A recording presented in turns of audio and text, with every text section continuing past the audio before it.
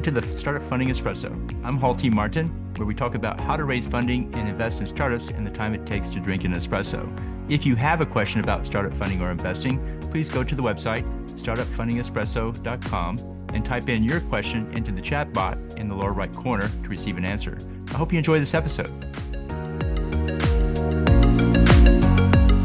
Hello, this is Hall T. Martin with the Startup Funding Espresso, your daily shot of startup funding and investing.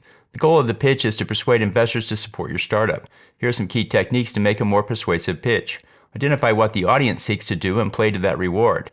Investors seek a financial return, so play up the potential exit. Conversely, identify what the audience fears and bring that into the pitch.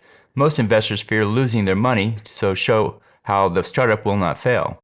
Create an image in the audience's mind which captures their imagination. This could be a story about a recent customer use case that shows how compelling the product is.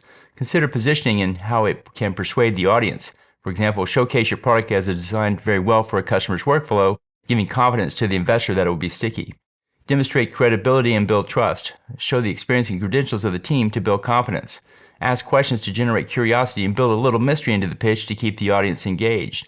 And finally, answer questions with confidence to show you're familiar with the subject and have a plan for it. Consider these techniques in building a persuasive pitch. Thank you for joining us for the Startup Funding Espresso, where we help startups and investors connect for funding. Let's go start listening to today. Hall T. Martin is the director of Investor Connect, which is a 501c3 nonprofit dedicated to the education of investors for early-stage funding. All opinions expressed by Hall and podcast guests are solely their own opinions and do not reflect the opinion of Investor Connect.